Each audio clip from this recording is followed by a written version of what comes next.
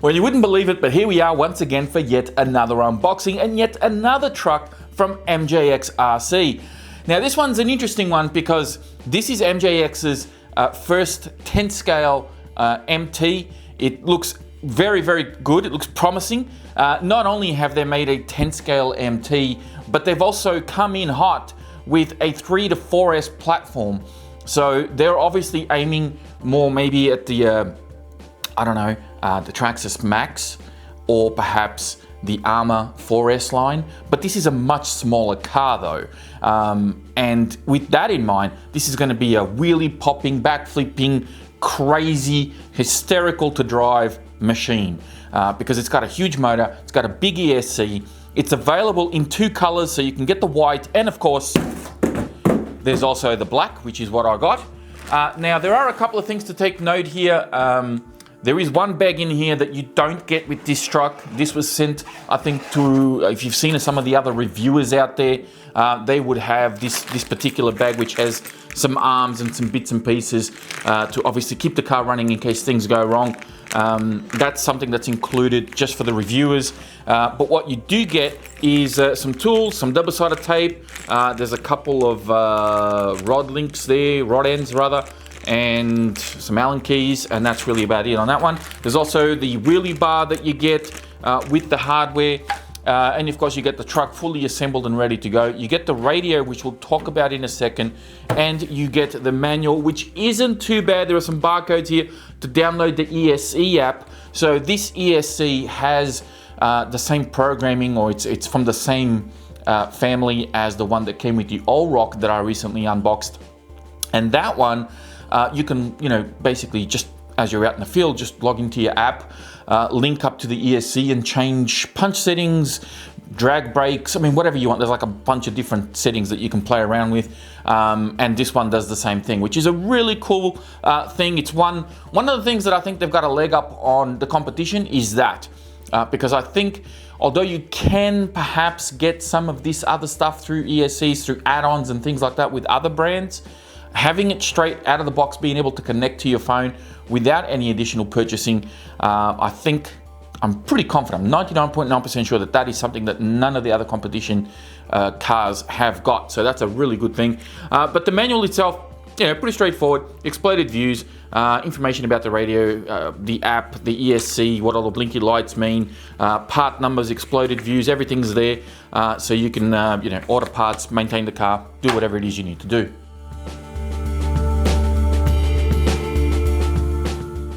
Now, I recently saw a video from Tom Lee RC, and he made a very good point regarding the handset. And this handset is the same as what you get with some of the other MJX cars. Now, for those smaller, cheaper MJX cars, this is a pass. It's not a super good handset, right? There is a sense of disconnect. There is a bit of a delay with the cars. It's not the best. On top of that, it's not super well equipped. It does have a 3-position switch here where you've got the off 70% and then 100% power. You've got throttle trim and steering trim over here, but there's no throttle dual rate, there's no steering dual rate, and this button on the handle is really just for your LEDs to turn them on and off and stuff like that. The throttle and the and even the wheel, I mean, this one in particular, look, it's actually jamming. Look at that. It's actually jamming to one side.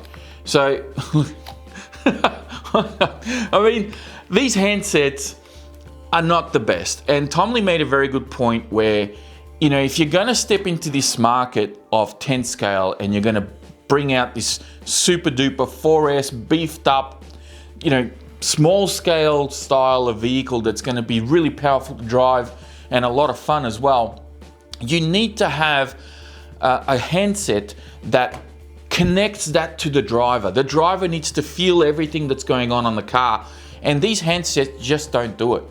So I think I'm going to push back on MJX here and say, look, if you're going to bring out this car, it could be the most durable, fastest, best looking RC that's on the market today. It doesn't matter. If this is no good, there is always going to be a disconnect with the car as you're driving, and I don't think drivers will have a very good time with the car. You're going to get a better experience from driving an RC of this scale with this much power from the competition, even though this might be in itself a better car. Hopefully that makes a little bit of sense. But yeah, good point, Tomley. This radio, not great for this particular car. So this is the truck. Hopefully they won't change too much on the body. I do like the body styling with the gloss and the matte finish. It looks very much like a EXB trucks, you know, like the styling that Armour have got, which is pretty cool. We've got some roof skids on top here as well, which look kind of good, and they're not just, you know, they've got some height to them, so it should protect the body pretty well. We've got a body clipless design, so no body pins. It has this little latch back here, which we'll talk about in a little bit. We've also got a little bit of protection here on the back of the body. We've got LEDs on the rear bumper, and of course you've got to mount up your wheelie bar.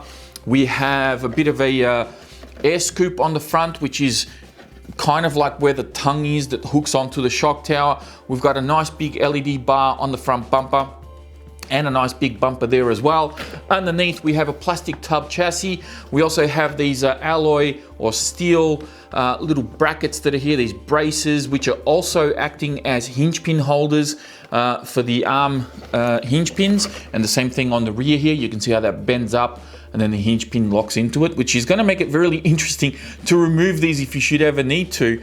I think it'll be a little bit tricky. You got to disassemble a lot there to get to that. But you know, the arms look kind of beefy as well, nice and solid. Same with the front, they look nice and chunky. They got good thickness to them as well. They got these little protectors on the front here. You know, there's a lot going on. We've got these little lips on either side of the chassis that lock the body into place to stop it from flapping around in the air when you're doing jumps and things like that. But you will notice that it has a very narrow wheelbase, especially in proportion to the body itself. There's not a lot of clearance here, which is a little bit worrying, because when you turn the wheel and, you know, you're turning into a corner and the car kind of leans over into the corner, this is going to rub on the body. So I kind of feel like these arms should be a little bit longer, maybe 5 to 10 mil each side, or they should have some extra hub extenders or something like that to really move the tires away from the body, so that they don't rub when you're turning. Obviously not so much an issue in the back, but definitely I think is going to be a bit of a problem in the front. The other thing you'll notice as well while we're here is that the truck doesn't have a lot of ground clearance, right? So I can barely get my hand, if I turn the truck this way, if I get, that's about it. That's about all the clearance I get. So just almost to my wrist, that's about as high as it'll go. And that is one of the issues that I know that MJX are aware of. They did point this out to me in an email that they sent out, and I'm sure the other creators got the same email, where they are trying to work out, you know, getting longer shocks and things like that to give you more suspension travel, because the travel on this isn't very much. There's really zero droop on these arms. So when it sits, you know, they only just basically, they drop down maybe a couple of millimeters. You really need more droop on these arms, and the suspension doesn't look like it's got enough rebound. It looks like it's going to be okay, but I think maybe we might need to adjust our shock springs to get a little bit more lift and a little bit more rebound. So taking the body off, we'll push that forward, that pops up, this slides back, and we have a bit of a roll cage underneath. We've got our tongue here that locks into the front shock tower. We have that scoop that I was talking about there, so you can see my little fingers there. And we have this locking mechanism at the back, which is just a slider that slides on the underside of the rear shock tower just there, and that locks it into place. It looks like it's got these little notches on here that kind of hold it in place, and it does feel like it locks in pretty well. So I don't think it's going to slide forward too often. Obviously, if you're doing a lot of nose landings, you might eventually hammer that forward, but you know, as a normal sort of basher body, I think it'll be fine. The body itself actually feels really good, feels nice and thick, very rigid as well, especially considering we've got this extra cage in the middle here. So, and from what I've seen online so far, I think this one's actually going to hold up, put some pretty heavy punishment. So we'll see how that works out. All right, so we've got our layout here. We've got battery on one side, all the electrics on the other, and that's our standard layout. Nothing too special there. Tires, let's talk about these guys for a little bit. The rubber compound and tread actually feel pretty good, but the sidewalls feel a little bit thin. The foams themselves also feel really thin.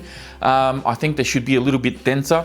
Especially, foams do eventually break down over time, and I can see this breaking down even more after the first few runs, and then it's going to feel like it's almost got no foams in there. And you'll hear this as well, where the wheels are actually vented, not the tires.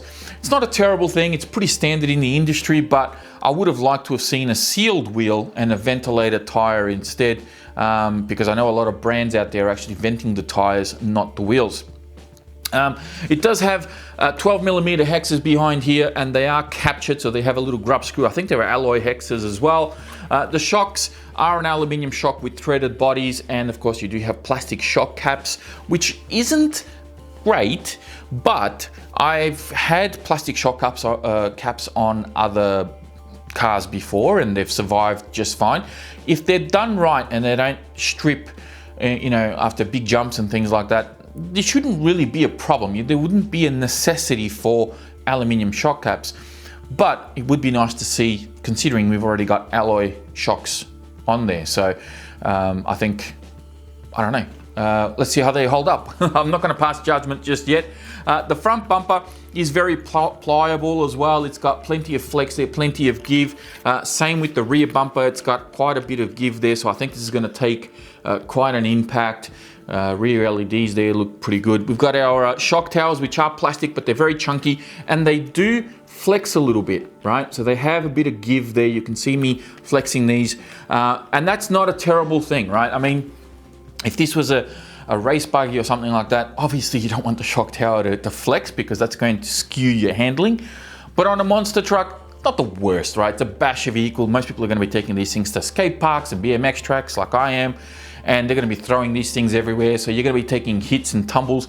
You want a little bit of give. If they're too brittle, and this brings me back to the Rival MT, the original Rival MT that I had years ago, that had very rigid plastic shock towers, and all it had to do was just scrape the ground and the shock towers would snap off. It didn't really take a lot to break those shock towers. I went through quite a number of them before I switched out to aluminium, and then the aluminium just bent anyway, so because it was a pretty crap alloy at the time.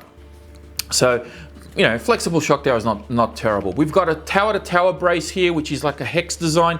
I think this is going to be pretty strong. We've got a center drive shaft with a fair amount of play, so even if the chassis does flex a little bit, it's not going to just bang into the outdrive cups and smash up your front diff or your center diff or what have you. What else we have? We have nice thick CVD drive shafts on the front here. These are CVDs on the front, and from what I can see, there are also CVDs in the rear, which is pretty rare. Normally they're just standard dog bones in the rear. I don't know if that's going to change, or if this is the standard that they're going to be doing, but that's pretty cool that they've also got CVDs in the rear. Not a necessity, but it's a nice feature.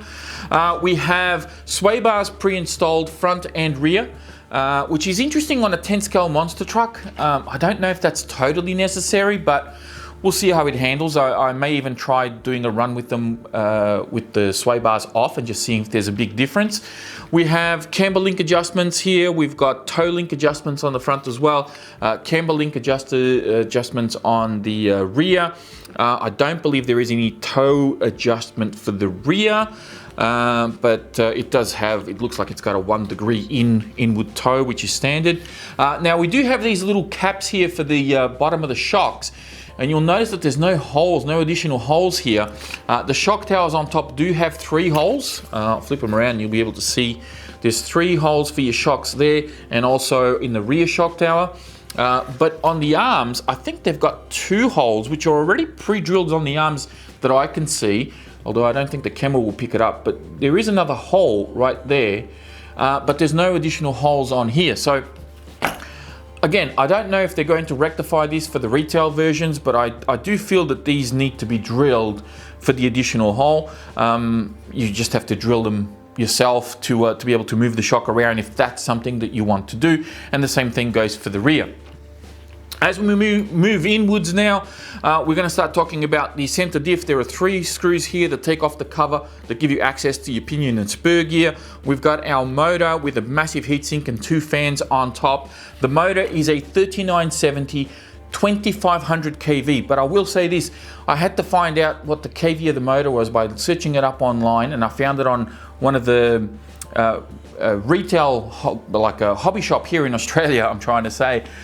They actually had it listed at 2500 kV, which is fine, right? It's not a problem, but there's nothing printed on the box or in the manual stating the specs of the motor. The box does have 35 kilo steering servo listed on there. It does have the 100 amp ESC listed on there, but not the motor. It doesn't have any specs on the motor, which is kind of odd. So I've also given that feedback back to MJX. 100 amp ESC, as I said, that's on here, and this one has, it's the same one or similar, same brand as the one that came on the Allrock. So it comes with an app, or you download the app on your phone for both Android and iOS, depending on what phone you have, and you can log in at any time when the car's on and just change whatever it is you want to change. You want to change the BEC voltage, you want to change brake strength, punch, whatever. You can change that on the fly. It's really, really cool to see that on an ESC right out of the box without having to buy any additional Bluetooth modules or any nonsense like that. It's just ready, set to go. Just download the app and away you go. I've used it on the Allrock and it's brilliant. Like it's a really cool feature, and I think this might be the only car that has this right out of the box. I know that there are other ESCs and other cars that are compatible with Bluetooth, but normally you have to buy the extra Bluetooth module. Correct me in the comments if I'm wrong, because I haven't had every car in the world. But if there is another car, another brand that's running an ESC where you can just log in with an app on the phone right out of the box without having to buy anything, I'd like to know which one that is. 35 kilogram steering servo, as I said, which is quite a lot for a 10 scale truck. But I mean, you know, if this is running 4S, you're going to get a lot of centrifugal force on these wheels. So you do want a servo that's strong, that's going to keep the wheels nice and straight. Otherwise, it's just going to go everywhere. The servo saver in this is non-adjustable, and I've also sent some feedback to MJX saying that this needs to be adjusted a little stronger, or they just needed to make it adjustable so that we can stiffen it up a little bit, because it does have quite a lot of give. You can sort of see there, it's not great. Like it's got way too much slop. It's great for the servo. You're more than likely never going to strip a servo gear, but it's also going to make the steering really sloppy. So I think that needs to be addressed a little bit. XT60 connectors, and I think that's going to wrap everything up. I don't believe I'm missing out on too much. There is one thing I'm going to mention here, and that is the battery tray. The battery tray is actually a really nice, generous battery tray. Now, MJX did send out a couple of batteries for me to use with this truck. They sent me a 3S and a 4S, both of which fit in this tray just fine. But when you want to run your own batteries, well, then that becomes a little bit of an issue, because the battery straps are not long enough to go around a standard 4S battery. Now, this is an 8000 milliamp, which is quite a large capacity, but the battery itself is a standard size, right? It's a standard hard case 4S. It fits in the tray perfectly fine, but the straps barely go around, make it around the entire battery. So I thought, okay, well, I can't use that. Maybe I'll use a soft case. So I have this one, which is a soft case, and you can see here that there's obviously a size difference, which is what you want. Unfortunately, battery straps still too small to go around this battery. So I'm like, wow, okay, what battery can I fit?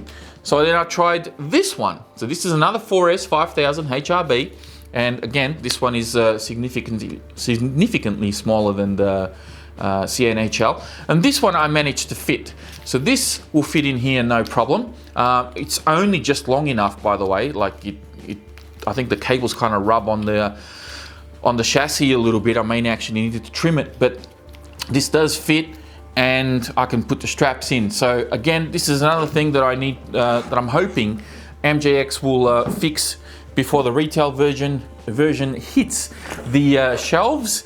And yeah, that's going to be pretty much it. I mean, I was going to do a wish list for this, but I think I've covered most of the shortcomings on this truck just in the features.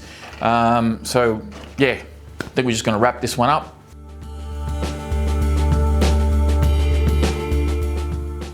And that's going to wrap it up for this unboxing on the MJX HyperGo 1/10 scale monster truck.